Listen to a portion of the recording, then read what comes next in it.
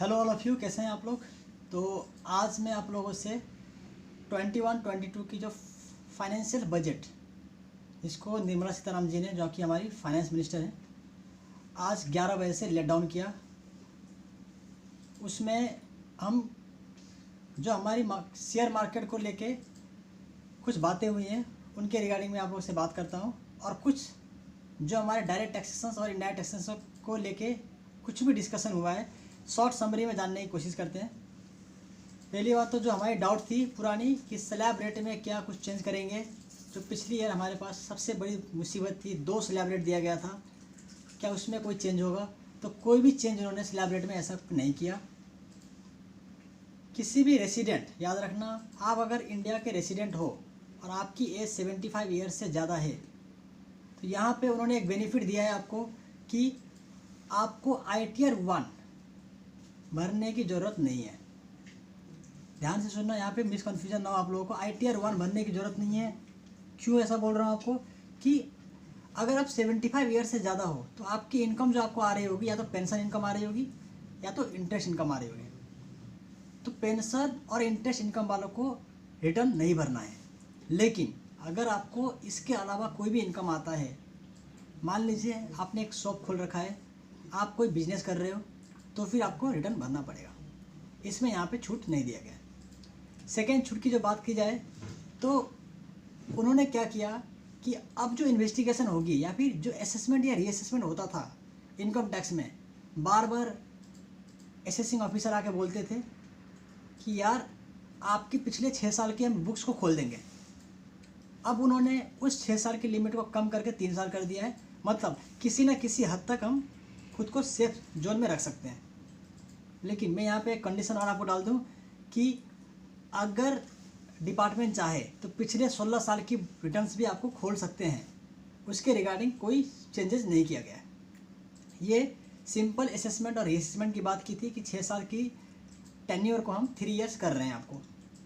Second जो उन्होंने बात बोली है स्मॉल टैक्स पेयर के लिए, कि अगर आपकी इनकम 50 लाख से कम है या फिर 50 लाख है और आपका जो डिस्प्यूटेड है, या आपका डिस्प्यूटेड AO के पास हो या ITAT के पास हो या फिर आप अपील में गए हो, आपकी डिस्प्यूटेड अगर 10 लाख अमाउंट है, तो आपको इसके लिए क्विक लिटिगेशन प्रोसेस लेके आने की बात फाइनेंस मिनिस्टर जी ने की है। एक मेजर चेंजेस हुआ था पिछली बार, आपको याद हो, कॉर्पोरेट डिविडेंड टैक्स को लेके, जो कि शेयर होल्डर के हैंड पे टैक्स करने की बात की थी। यहाँ पे अब गवर्नमेंट ने कहा है कि टैक्स पेयरों को बहुत दिक्कत होती थी कि कब टैक्स लगेगा, कब टैक्स पे करें। तो उस हार्डशिप को कम करने के लिए गवर्नमेंट ने बोला कि कंपनी जिस दिन डिविडेंड को डिक्लेयर करेगा और जिस दिन टैक्स पेयर के अकाउंट्स में क्रेडिट हुआ, उस दिन से टैक्स लायबिलिटी अराइज करेंगे। सबसे एक स्टार्टअप के लिए बात किया उन्होंने कि जो भी स्टार्टअप थे जिनको टैक्स हॉलिडे पीरियड उनका ख़त्म होने वाला था, उनको 1 ईयर का एक्सटेंशन दिया गया है। 1 साल का टैक्स हॉलिडे पीरियड में एक्सटेंशन दिया गया है।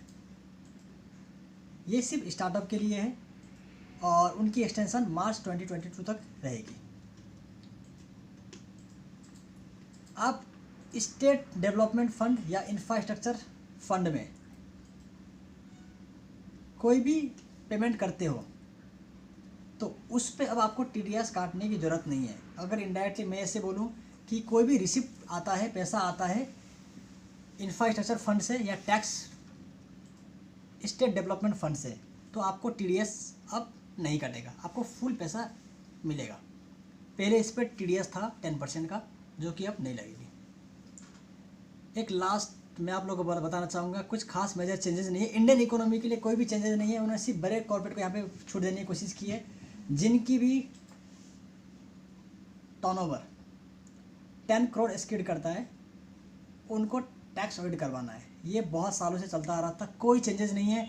क्योंकि यहाँ पे जो कंडीशन मेंशन कर दिया गया है, बहुत ध्यान से सुनना, कंडीशन ये मेंशन कर दिया कि आपकी 95% ट्रांजेक्शन डिजिटल होना चाहिए। मतलब जितने भी खर्चे आप करोगे अपने ऑर्गेनाइजेशन में, सारे खर्चे की पेमेंट अगर आप 95% तक बैंक से करते हो, तभी आपको इस बेनिफिट का फ़ायदा मिलेगा। आपको 10 लाख तक के टर्नओवर पे टैक्स रेट कराने की ज़रूरत नहीं है।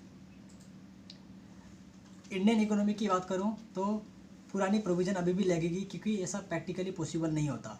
तो आप याद रखना कि टैक्स रेट आज भी मैंडेटरी है। 5 करोड़ से ज़्यादा इनकम में टैक्स रेट करवाना है आपको, क्योंकि जितने भी छोटे होते हैं, जिनमें छोटे बिजनेस जिनमें लिक्विडिटी क्रंच होता है, उसमें मैक्सिमम पेमेंट तो हम कैश में ही करते हैं। तो 90% को तो सिर्फ प्रमोशन मिला हुआ है कि वो डिजिटल इकोनॉमी को प्रमोट करने के लिए एक रास्ता लेके आए हुए हैं। आई होप ये छोटी सी समरी आप लोगों को अच्छा लगा हो, और प्लीज़ लाइक करना और कमेंट करना कि कैसा लगा। मैं इसकी डिटेल रिपोर्ट आप लोगों को लेके कल सुबह 10 बजे तक आपके सामने प्रेजेंट हो जाऊँगा। Thank you so much, thanks for watching.